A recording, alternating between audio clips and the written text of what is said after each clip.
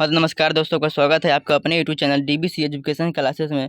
आज की क्लास में अपन पढ़ने वाले क्लास त्रैमासिक परीक्षा जून 2025 के लिए साइंस का वायरल ऑब्जेक्टिव क्वेश्चन है। ये सभी वायरल ऑब्जेक्टिव क्वेश्चन लाया है। ये सभी कल के एग्जाम में 27 है ना जून के एग्जाम में ये सभी पूछे जाएंगे क्वेश्चन। सभी सभी हूबहू आपको लड़ेगा, आपको सभी हूबहू आपको देखने के लिए सभी मिलेगा आपको। और विषय कोड आपका 112 रहेगा। समय 2 घंटा 15 मिनट का 2 घंटा 45 मिनट का समय दिया जाएगा। ये सभी हूबहू आपका ओरिजिनल सभी क्वेश्चन है, ठीक है ना। ये सभी क्वेश्चन को आप लोग याद कीजिएगा, ठीक है ना। और जो अभी डीबीसी एजुकेशन का चैनल को अभी तक सब्सक्राइब नहीं किया, चैनल को आप लोग सब्सक्राइब कीजिएगा। इस पर दबाकर काला बटन है इसमें दबा लीजिएगा। इस पर दबाने के बाद जो तरीका चिन्ह दिख रहा है इस पर दबा कर और ऑल को दबा लीजिएगा, ठीक है ना। ऑल को दबा लीजिएगा। ऑल दबाने के बाद ये दबा लीजिएगा। और यदि आप इसी वीडियो को देख रहे हैं तो ऐसा आपको इंटरफेस दिखेगा कौन नंबर है, तो इस पर आप दबाकर क्लिक करेगा और इसी प्रकार ऑल को दबाकर है ना ऑल को दबा लीजिएगा कि ठीक है। तो चलिए अब क्वेश्चन को और बढ़ते हैं। क्वेश्चन साइंस का है कि क्लास 10th के लिए साइंस त्रैमासिक परीक्षा 2025 के लिए क्लास 10th के लिए वायरल ऑब्जेक्टिव क्वेश्चन है। ये सभी फाइनल बोर्ड परीक्षा 2026 के लिए भी काफ़ी ज़्यादा इंपॉर्टेंट सभी प्रश्न सब है, ठीक है ना। तो चलिए आपका पहला सवाल है। पहला सवाल पूछा गया है किसका पीएच मान है ना, किस का पीएच मान बिलियन सबसे अधिक अम्लीय होगा। किस बिलियन वाला सबसे मान सबसे अधिक अम्लीय होगा। तो याद रखिएगा अम्लीय सबसे अधिक होता है वो है ना, सबसे अम्ल अधिक होता है इसका याद रखिएगा। और सबसे जितना कम होगा उसका अधिक है ना अंक संख्या उससे ही जो अधिक अम्लीय होगा। तो एक सबसे कम है तो ये सबसे अधिक है, लेकिन अम्लीय भी है, अम्लीय भी है, अम्लीय भी है, लेकिन सबसे अधिक पूछा है तो ये हो जाएगा ऑप्शन हो जाएगा ए, इसका सही आंसर हो जाएगा। अगला क्वेश्चन देखते हैं। प्लास्टर ऑफ पेरिस का रासायनिक नाम है। तो प्लास्टर ऑफ पेरिस का रासायनिक नाम होता है कैल्शियम सल्फेट अर्धहाइड्रेट। ऑप्शन का डी हो जाएगा कैल्शियम सल्फेट अर्धहाइड्रेट। एल्थे है ना एथाइन में कार्बन कार्बन परमाणु के बीच है ना कितने सहसंयोजक आबंधन बनते हैं। तो कितने सहसंयोजक आबंधन बनते हैं, 3 आबंधन बनते हैं। तो ऑप्शन जो इसका हो जाएगा सी हो जाएगा, 3 आबंधन बनते हैं। अगला क्वेश्चन है क्यूपराइट निम्नलिखित में किस धातु का अयस्क है। क्यूपराइट निम्नलिखित में किस धातु का जो है अयस्क है, को याद रखिएगा है ना। कॉपर का ऑप्शन सी कॉपर का हो जाएगा। अगला क्वेश्चन देखते हैं। निम्नलिखित में किसे रासायनिक दूत कहा जाता है। निम्नलिखित में किसे रासायनिक दूत कहा जाता है। रासायनिक दूत हार्मोन कहा जाता है। ऑप्शन को डी हो जाएगा, रासायनिक दूत हार्मोन कहा जाता है। पौधे के उत्सर्जित पदार्थों को है ना, पौधे के उत्सर्जित पदार्थ निम्नलिखित में से कौन है। तो पौधे के उत्सर्जित पदार्थ निम्नलिखित में कौन है, तो आप याद रखें निम्नलिखित में से कौन है। तो पौधे के उत्सर्जित पदार्थ है ना, ये हो भी है, रेजिन भी है, गोंद भी है और जो है टेनिन भी है। ये सब हो जाएगा। ऑप्शन जो इसका डी हो जाएगा, सब हो जाएगा। अगला क्वेश्चन देखते हैं। मानव हृदय में कोष्ठों की संख्या कितनी होती है। मानव हृदय में कोष्ठों की संख्या जो होती है वो 4 होती है। ऑप्शन का डी हो जाएगा, 4 होती है। अगला क्वेश्चन देखते हैं। निम्नलिखित में से कौन हेट्रोक्राइन ग्रंथि कौन, तो वृषण हो जाएगा। ऑप्शन का सी हो जाएगा, वृषण। अगला क्वेश्चन देखते हैं। और 70 ऑब्जेक्टिव क्वेश्चन में से बनाने कितना रहता है, 40 ऑब्जेक्टिव क्वेश्चन बनाना रहता है। ये सभी ऑब्जेक्टिव क्वेश्चन काफ़ी इंपॉर्टेंट है। ये सभी ऑब्जेक्टिव क्वेश्चन हूबहू आपको देखने के लिए मिलेगा एग्जाम में। पौधे में गैसों का आदान प्रदान होता है। तो पौधे में गैसों का आदान प्रदान रंध्र द्वारा होता है। ऑप्शन का भेजेगा, रंध्र द्वारा होता है। निम्नलिखित में कौन है ना, निम्नलिखित में कौन पुरुष हार्मोन है। तो निम्नलिखित में कौन पुरुष हार्मोन है, तो देखें पुरुष हार्मोन जो है पुरुष जो का हार्मोन है। ऑप्शन जो है 10 का हो जाएगा है ना, टेस्टोस्टेरोन। ऑप्शन का सी हो जाएगा, टेस्टोस्टेरोन। चलिए अगला क्वेश्चन देखते हैं। प्रकाश संश्लेषण होता है। तो प्रकाश संश्लेषण दिन में होता है। आपको याद रखिएगा दिन में होता है प्रकाश संश्लेषण। अगला क्वेश्चन है। आयोडीन को निम्नलिखित में से किस द्रव में घोलने के से टिंचर आयोडीन प्राप्त होता है। किस द्रव में घोलने से है ना टिंचर आयोडीन जो है प्राप्त होता है। तो 12 नंबर का जो आंसर हो जाएगा टिंचर आयोडीन किस में घोलने से, तो एथिल एल्कोहल में। ऑप्शन जो इसका डी हो जाएगा, एथिल एल्कोहल में। अगला क्वेश्चन है। डलडा में उपस्थित वसा अम्ल किस प्रकृति का होता है। तो डलडा में उपस्थित अम्ल किस प्रकृति का होता है, तब याद रखिएगा है ना, संतृप्त हो जाता है। ऑप्शन का हो जाएगा, संतृप्त होता है। अगला क्वेश्चन। किस दर्पण से हमेशा छोटा प्रतिबिंब प्राप्त होता है। किस दर्पण से हमेशा छोटा प्रतिबिंब प्राप्त होता है। तो उत्तल दर्पण से है ना, उत्तल दर्पण से। ऑप्शन हो जाएगा, उत्तल दर्पण से। प्रकाश का प्राथमिक वर्ण, तो प्रकाश का प्राथमिक वर्ण कौन कौन, तो नीला भी है ना, नीला भी है और हरा भी है और लाल भी है। ये हो जाएगा, तीन हो जाएगा, डी हो जाएगा, इसमें सभी इसका आंसर हो जाएगा।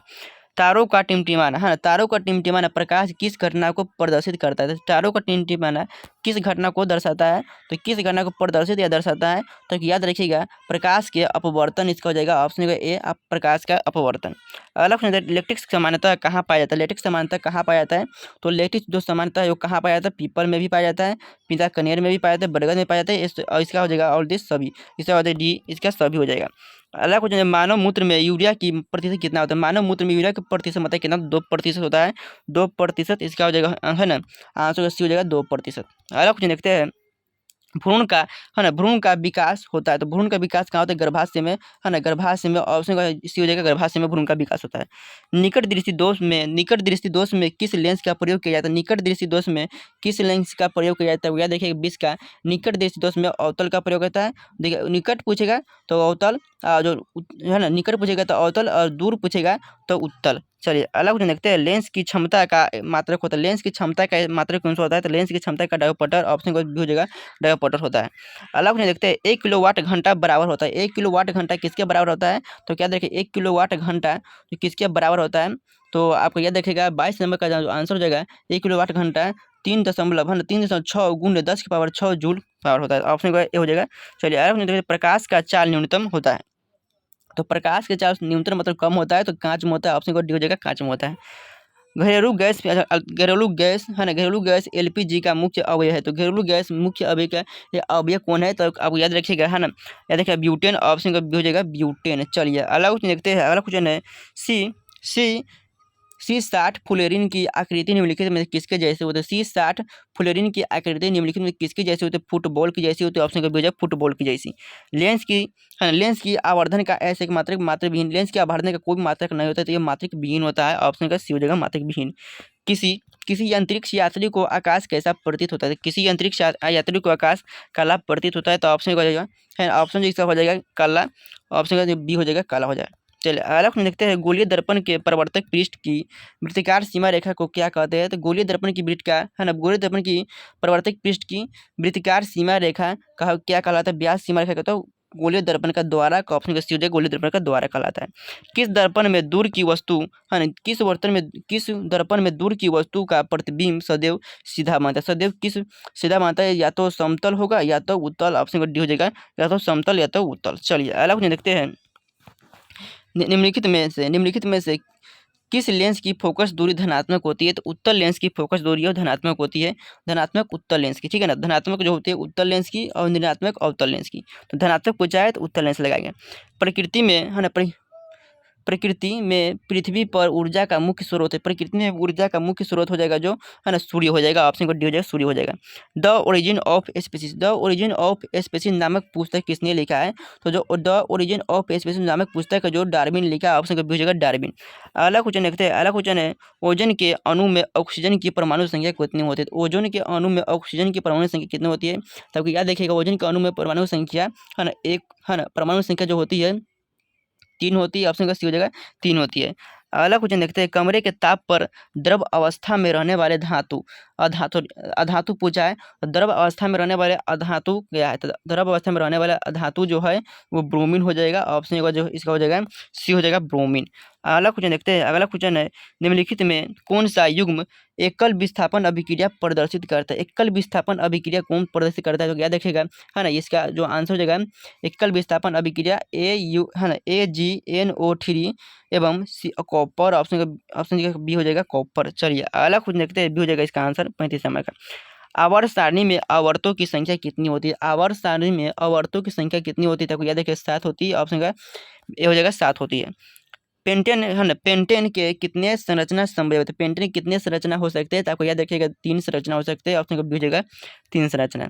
दही में कौन सा अम्ल पाया जाता है? दही में कौन सा अम्ल पाया जाता है? लेक्टिक अम्ल पाया जाता है। तब याद रखिएगा, है ना, लेक्टिक अम्ल। ऑप्शन का सी हो जाएगा, लेक्टिक अम्ल पाए जाते हैं।